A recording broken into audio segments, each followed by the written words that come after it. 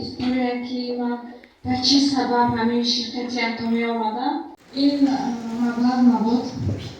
این سلامتی خواهر ما بود. راستی خواهر ما زیاده از 3 سال مستپتی را داشت.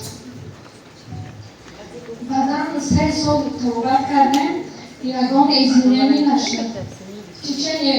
لечение نگیره نرمال.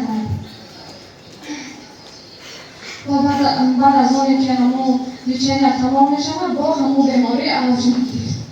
بعد همین خیمه هر میلیون فهمیدیم.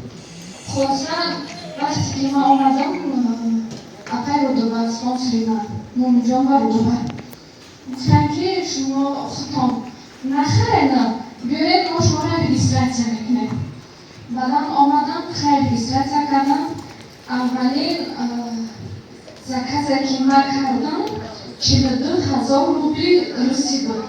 4 پچکه خیمه. بعدم دوامش نمیدونم چی بود. خلاصه بعد 3 پچکه خیمه استعمال کردم. خوشبختانه خواهر من با پرهگی شفا یافت. از شادی حتی عشقم نمیاد که همین اولش خداونده لیکن همه خیمه سبب شد.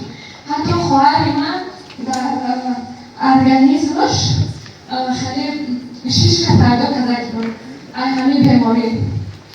3 پچکه خیمه استعمال کرد. بعد 3 پچکه با کلی شفا یافت. امروز خوشبختانه خواهر من حامله داره.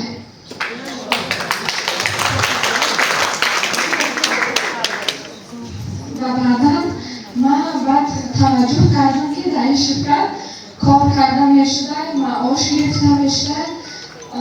حاضر در زمان پالمستری هستم. اگه گفتنیم که در شرکت اتمی не только деньги, там и крепкое здоровье можно найти. Я очень благодарна этому. И در آخر گفتنیم که بهت من از سپانسورای خودم minnatdorman. مومنجان و رودابه، مومنجان و فریزه. من از آنها بهت minnatdorم که مرا به این شرکت دعوت کردند. هزار رحمت.